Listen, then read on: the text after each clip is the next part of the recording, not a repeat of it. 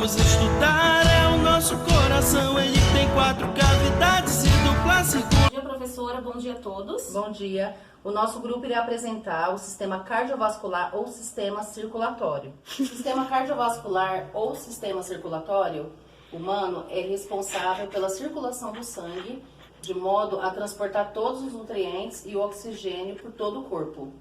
O sistema cardiovascular é formado pelos vasos sanguíneos e o coração. O coração humano divide-se internamente em 4 cavidades. 2 átrios, cavidades superiores, por onde o sangue chega ao coração, e 2 ventrículos, cavidades inferiores, por onde o sangue sai do coração. O átrio direito, ou aurícula direita, é a cavidade que recebe o sangue venoso, pobre em oxigênio, proveniente da veia cava inferior e veia cava superior.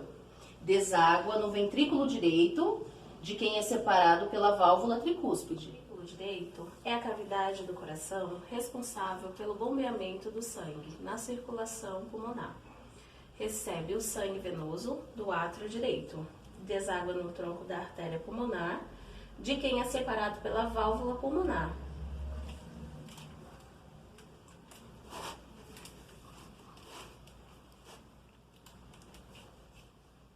Artérias pulmonares são os vasos sanguíneos que, partindo do coração, em particular do ventrículo direito, alcançam os pulmões, penetrando no ilho pulmonar, e se ramificam junto aos brônquios, entre os ventrículos e os grandes vasos.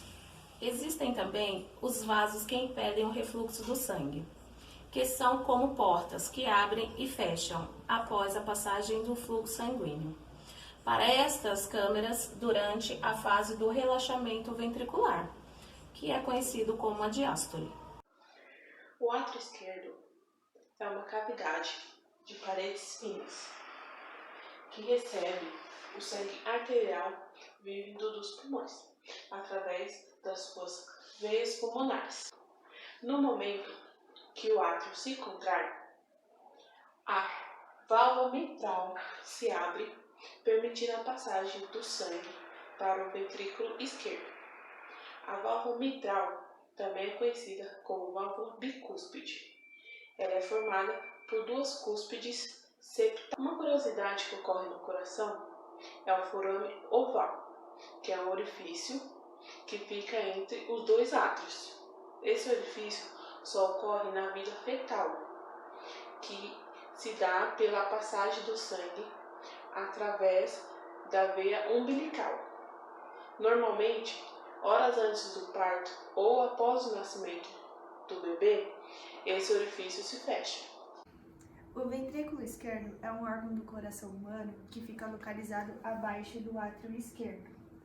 Ele é dividido através da válvula bicúspide.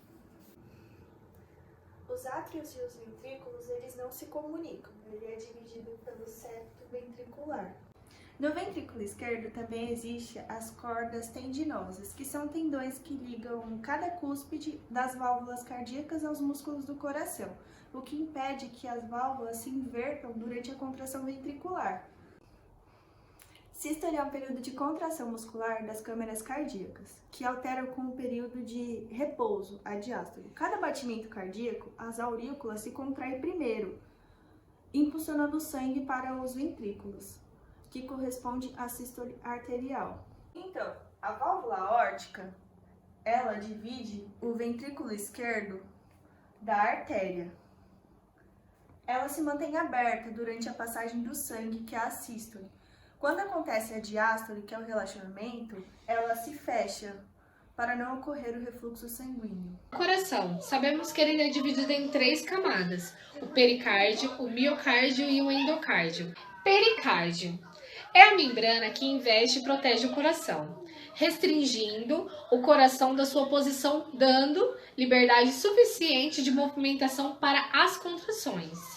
Miocárdio é uma camada média e mais dispersa do coração, composto de músculo estriato cardíaco. Esse tipo de músculo permite que o coração se contraia. Endocárdio é uma membrana que investe internamente o coração, forrando as aurículas e os ventrículos. Essa camada de tecido membranoso intervém ainda na formação das válvulas cardíacas, as quais são responsáveis pelo controle do sentido de fluxo de sangue no interior do coração.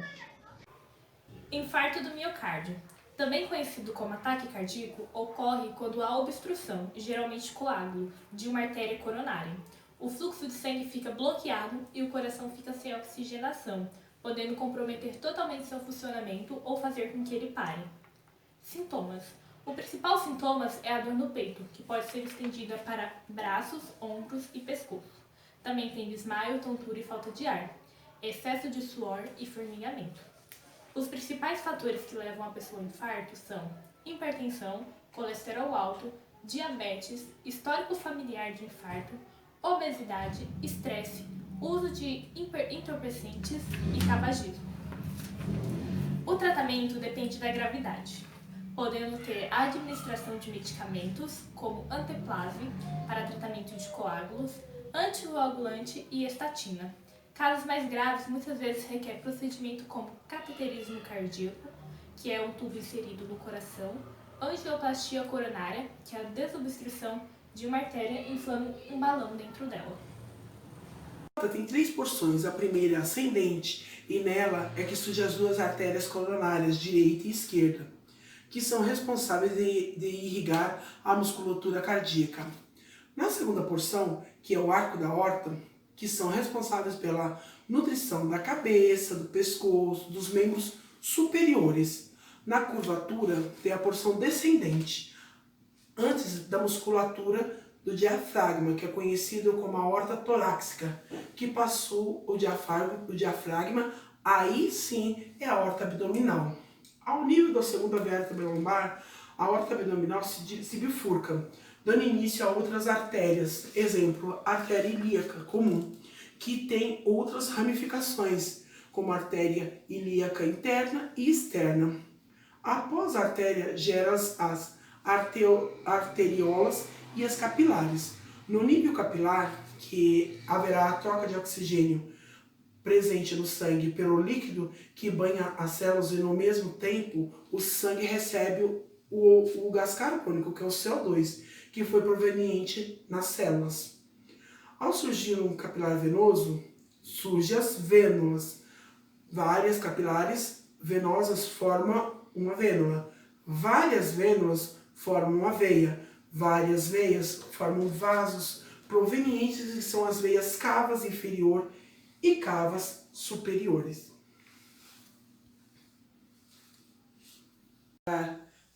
Em alta velocidade, ele se separa formando o plasma e a parte mais densa. No plasma tem nutrientes, água, excretas, proteínas e gases dissolvidos. Na parte mais densa, podemos ver aqui a plaquetas, os glóbulos brancos e as hemácias. Nas hemácias, tem a hemoglobina, que é um complexo proteico que tem 4 cadeias polipeptídicos, que é neste formato aqui, a hemoglobina, e esse aqui é as hemácias, que tem esse formato de vaso, é a única proteína do corpo que recebe ferro na sua composição. E o ferro tem uma função muito importante, ela atrai o oxigênio como ímã. O oxigênio é usado dentro de uma organela chamada mitocôndrias. Na mitocôndrias, o oxigênio é bem importante na respiração celular. Junto o oxigênio e a glicose, ele em comburente e em combustível, ele forma uma combustão que gera energia que é guardada em forma de ATP. Quando faz essa combustão, gera também junto a essa energia o gás carbônico e a água.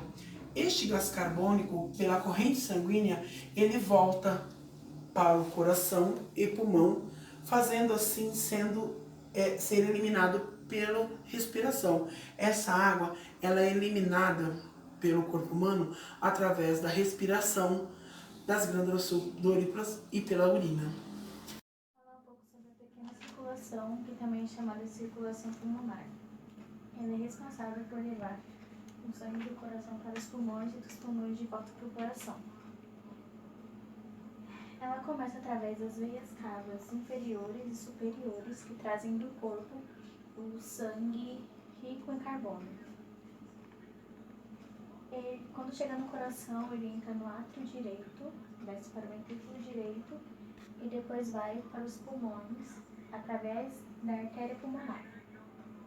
Chegando nos pulmões, acontece a hematose, que é a troca gasosa através dos capilares dos alvéolos. Então, o sangue que era rico em carbono fica rico em oxigênio. Depois da troca gasosa, o sangue volta para o coração novamente e desemboca no átrio esquerdo. Um pouco sobre artérias, veias e suas ramificações. Os vasos sanguíneos são responsáveis por levar por todo o corpo o sangue. As artérias, elas são responsáveis por levar o sangue do coração para todas as partes do corpo, garantindo assim que seja fornecido oxigênio e nutrientes por todas as células. A cada sístole, o sangue do coração é bombeado para fora dele e vai para todas as partes do corpo. As ramificações das artérias são chamadas de arteriolas. Quanto mais longe da sua origem, ela vai se subdividindo cada vez mais e ficando cada vez mais finas para que assim elas consigam penetrar em todos os tecidos do corpo humano. Existem dois tipos de ramificações, os ramos terminais e os ramos colaterais. Os ramos terminais são aqueles mais longe da origem. Os ramos colaterais são aqueles que possuem ângulo agudo, reto e obtuso. O ângulo agudo é igual a 0 graus e menor que 90 graus. O ângulo reto é igual a 90 graus e o ângulo obtuso é maior que 90 graus e menor que 180 graus. Vai. Na ramificação também tem a anostomose, que é a ligação entre nervos, artérias e veias que comunicam-se entre si. A artéria possui 4 camadas: a túnica íntima ou interna, tecido conjuntivo, túnica média e túnica adventícia ou externa. Vai. As veias são responsáveis por levar sangue rico em carbono e resíduos dos capilares para o coração. Possuem como camadas a túnica adventícia, túnica média, tecido conjuntivo e túnica íntima. Mas diferente das artérias, elas possuem válvulas em seu interior, que é para impedir o refluxo de sangue. E as suas ramificações são chamadas de... O transplante de coração consiste na substituição de um coração doente por outro saudável, que seja compatível com o paciente para prolongar e dar conforto à sua vida. A indicação para a cirurgia de transplante só é feita em casos de doenças cardíacas graves, como, por exemplo, a miocardiopatia, que afeta o músculo do coração, o miocárdio, principalmente dos ventrículos direito e esquerdo. Arritmias, que é a alteração dos batimentos cardíacos, deixando rápidos ou lentos. Algumas afetam os ventrículos e os átrios. Doença coronária grave. Afeta as artérias que fornecem sangue ao coração, que ficam estreitas, entre outras doenças cardíacas graves. O transplante de coração é uma cirurgia complexa e delicada, e é feita por uma equipe médica especializada. Demora horas, e após a cirurgia o paciente precisa ficar 1 mês internado para se recuperar.